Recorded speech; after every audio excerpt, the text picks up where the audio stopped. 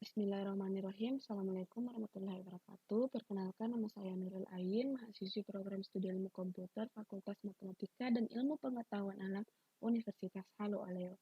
Baik, sini saya akan mengerjakan tugas mid sistem embedded saya dan akan menjelaskan tentang menyalakan lampu LED dengan perintah suara. Langsung saja, pertama saya akan menjelaskan tentang apa itu sistem embedded. Sistem embedded adalah sistem komputer yang dirancang khusus untuk tujuan tertentu demi meningkatkan fungsi suatu mesin. Sesuai artinya, embedded yang berarti mencocokkan. Bagian yang dicocokkan meliputi peranti keras dan bagian mekanis lainnya. Hal ini berlawanan dengan sistem umum seperti yang kita kenal uh, dengan personal komputer yang bisa menjalankan banyak perintah sekaligus tergantung pada pemrogramannya. Embedded system ini uh, Embedded system ini didedikasikan untuk perintah spesifik seperti rancangan desain untuk mengoptimasi mesin, pengurangan ukuran dan biaya produk, atau meningkatkan performa kerja.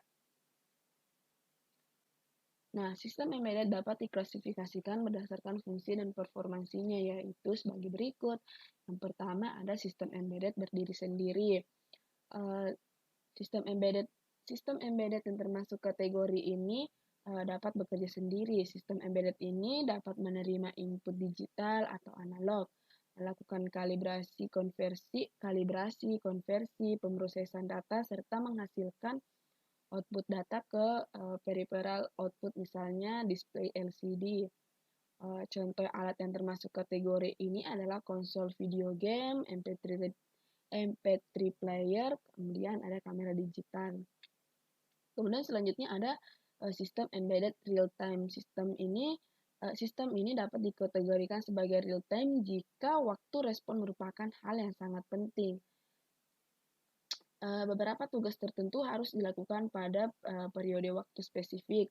Nah, ada dua tipe sistem embedded real time, yaitu ada yang sistem embedded hard real time dan ada juga yang soft real time. Nah, kemudian selanjutnya ada sistem embedded hard real time.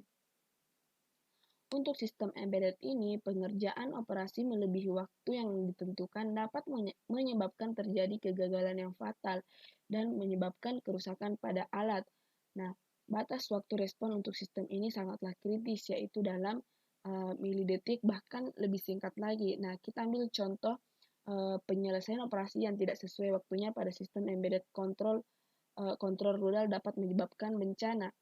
Sistem embedded ini juga dapat ditemui pada kehidupan sehari-hari, misalnya pada sistem kontrol kantong udara pada mobil. Waktu tunda pada sistem ini dapat mengancam keselamatan pengendara mobil karena kecelakaan biasanya terjadi dalam waktu yang sangat singkat. Sistem embedded harus dapat bekerja dengan batas waktu yang sangat tepat. Pemilihan chip dan RTOS-nya sangatlah penting pada sistem embedded hard real-time ini.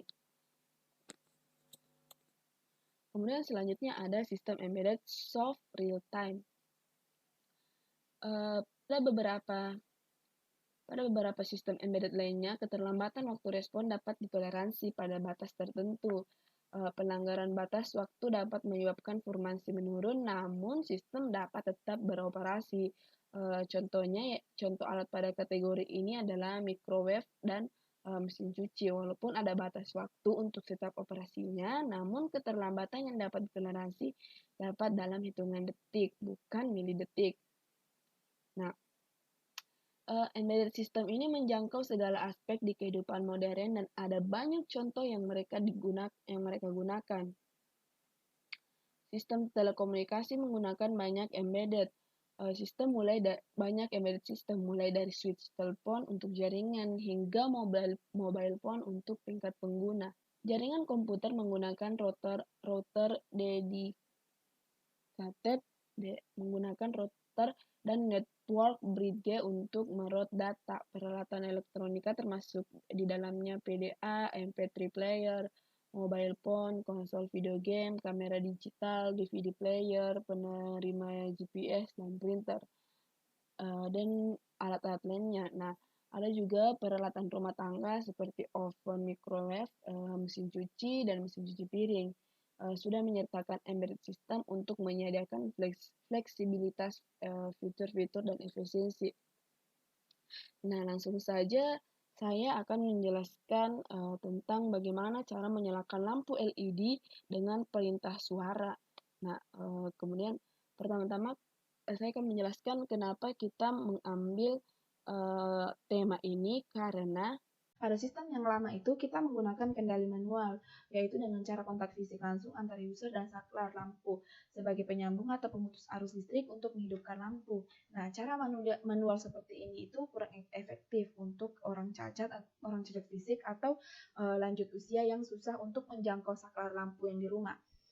Maka karena hal tersebut, kami merancang sebuah sistem yang dapat mengendalikan lampu penerang rumah menggunakan smartphone Android sebagai media kontrol on-off lampu. Nah, di sini dapat kita lihat alat dan bahan untuk membuat project tersebut, yaitu ada laptop, ada Arduino IDE, ada lampu, terminal stop kontak, ada steker listrik, ada fitting lampu colok.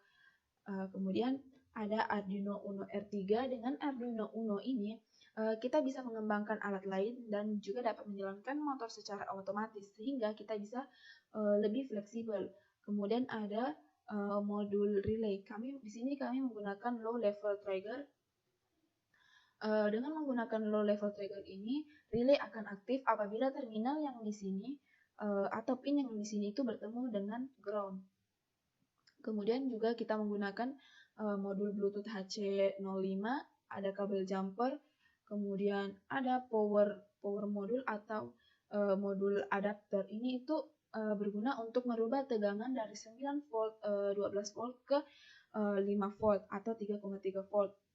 Ini itu berguna untuk nanti apabila kita mau menambahkan sensor-sensor lain dan membutuhkan tegangan 5 volt. Karena di Arduino itu hanya memiliki 5 voltnya itu hanya ada satu. Kemudian ada project board. Ini itu project board mini 400 titik. Ini itu digunakan untuk memudahkan dalam prototype. Kemudian ada kabel, terus ada Bluetooth voice. Lanjut.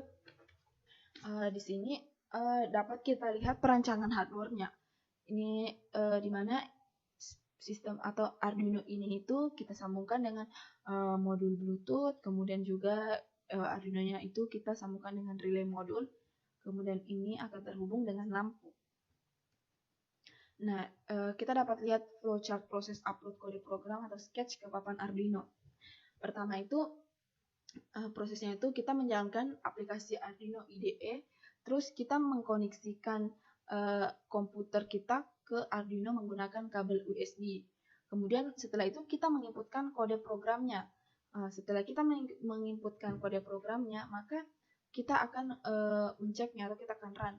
Kita akan lihat verifikasinya, apakah kode programnya itu sudah benar atau masih salah. Nah, apabila kode programnya yang tampil itu pesan error, maka kita melakukan penginputan ulang. Tapi apabila tidak ada pesan error, maka kita akan melakukan simpan atau menyimpan kode program ke sketchbook atau lalu langsung setelah itu kita melakukan proses upload atau pengiriman program ke Arduino, ke board Arduino.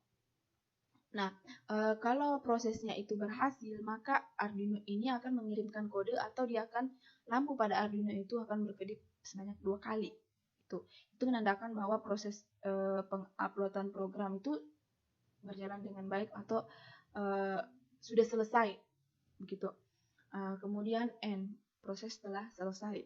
Lanjut.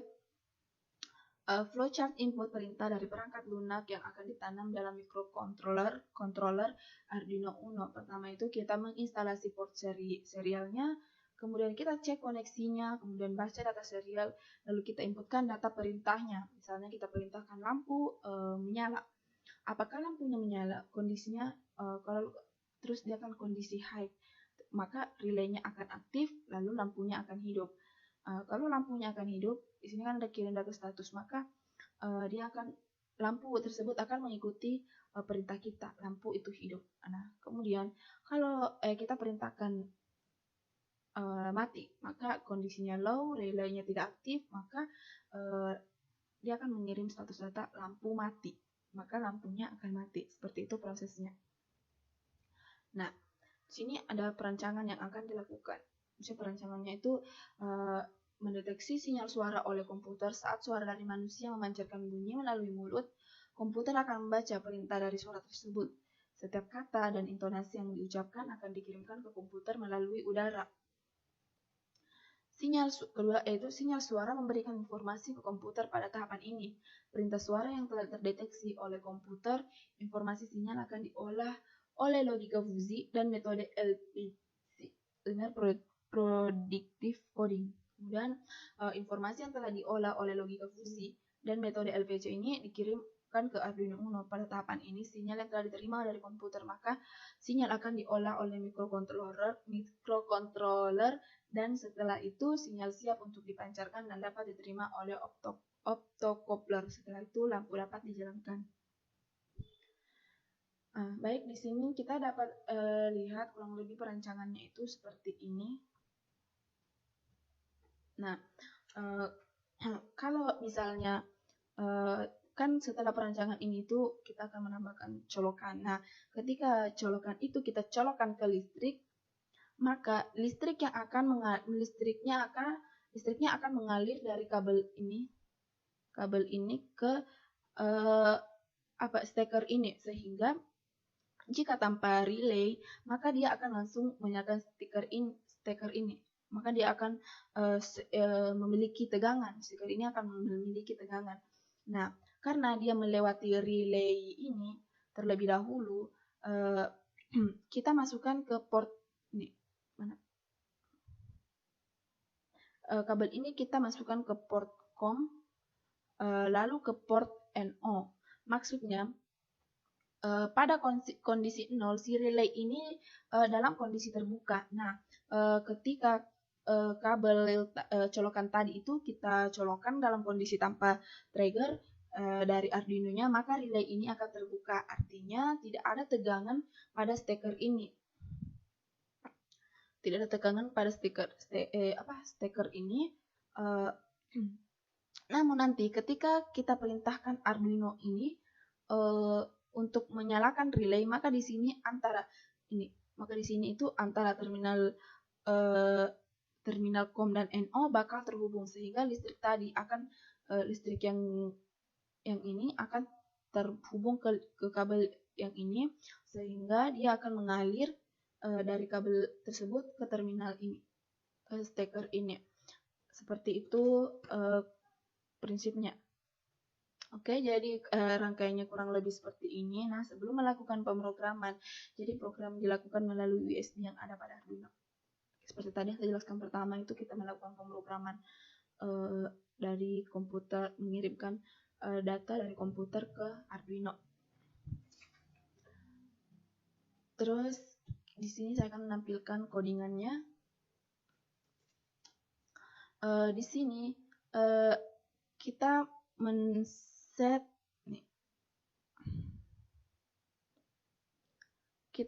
pin 8, di mana pin 8 ini itu sebagai output. Lalu kemudian kita lihat di bagian sini, jika data sama dengan 0, maka pin 8 menjadi high, di mana pin 8 ini itu bertegangan 5 volt. Lalu kemudian ketika